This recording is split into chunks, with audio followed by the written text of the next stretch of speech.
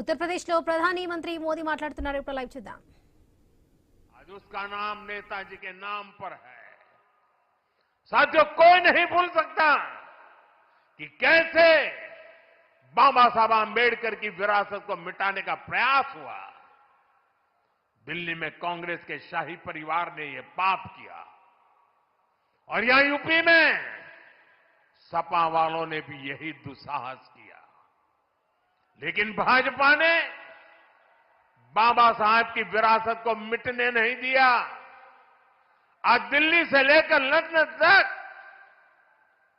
बाबा साहब आंबेडकर के पंचतीर्थ उनकी विरासत का जयघोष कर रहे हैं।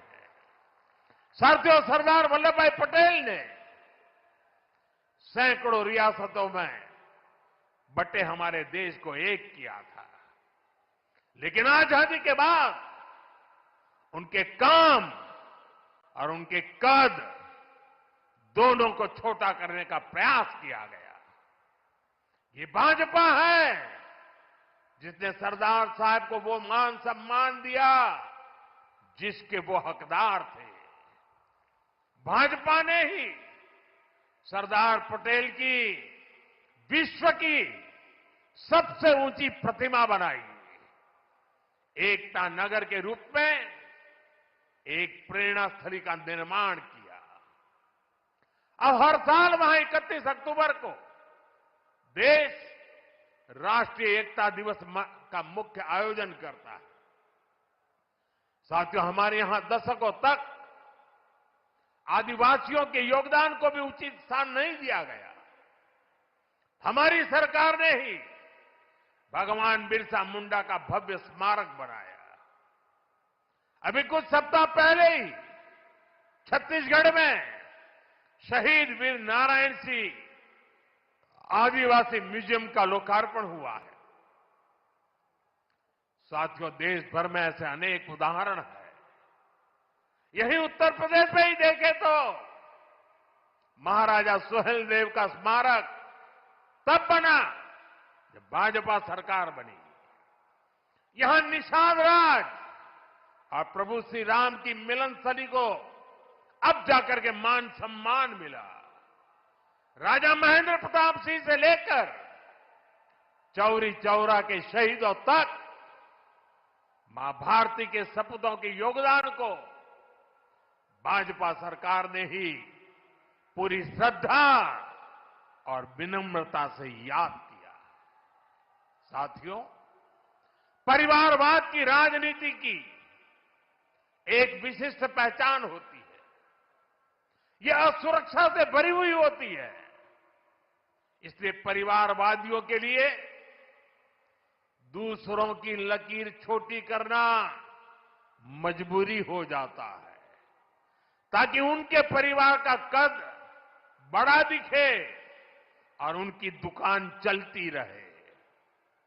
इसी सोच ने भारत में राजनीतिक छुआछूत का चलन शुरू किया।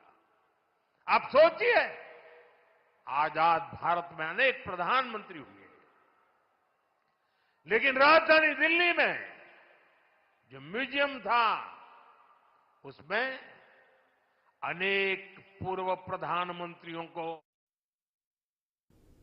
మరిన్ని అప్డేట్స్ చూసే ముందు బులెటిన్ షార్ట్ బ్రేక్ తీసుకుందాం. Stay tune.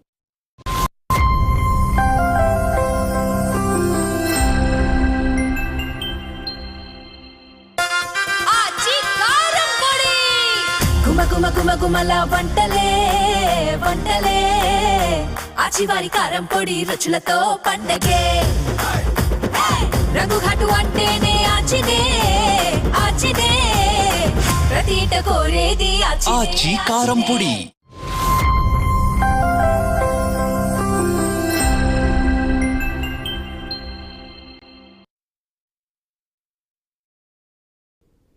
Welcome back. ఉత్తరప్రదేశ్లో ప్రధానమంత్రి మోదీ మాట్లాడుతున్నారు. ఇప్పుడు లైవ్ చూద్దాం. वर्षों में भाजपा सरकार के दौरान, एनडीए सरकार के दौरान नरसिम्हा राव जी और प्रणव बाबू को भारत रत्न दिया गया है। ये हमारी सरकार है जिसने मुलायम सिंह यादव जी और तरुण गोगोई जी जैसे अनेक नेताओं को राष्ट्रीय पुरस्कारों से सम्मानित किया है। कांग्रेस से या समाजवादी पार्टी से कोई भी ऐसी उम्मीद तक नहीं कर सकता। इन लोगों के राज में तो भाजपा के नेताओं को सिर्फ अपमान ही मिलता था। साथियों, भाजपा की डबल इंजन सरकार का बहुत अधिक फायदा उत्तर प्रदेश को हो रहा है।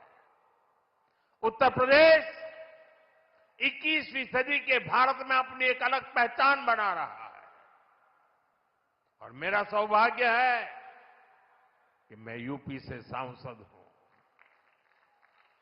आज मैं बहुत गर्व से कह सकता हूं कि उत्तर प्रदेश के मेहनतकश लोग एक नया भविष्य लिख रहे हैं।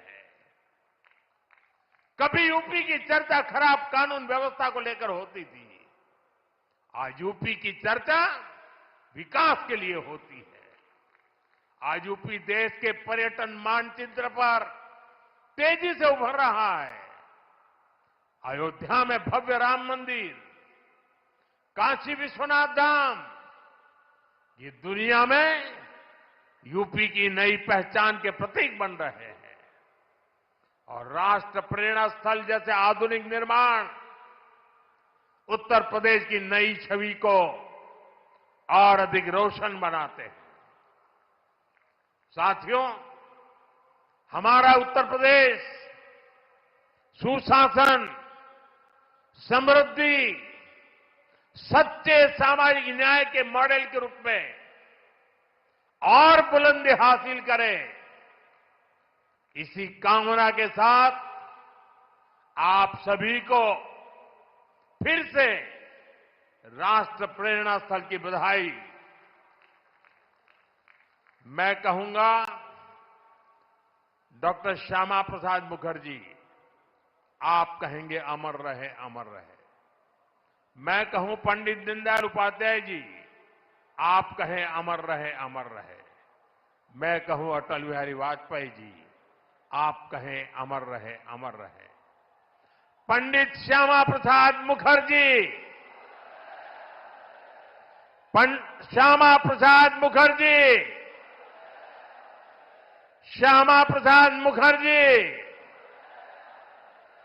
पंडित दीनदयाल जी,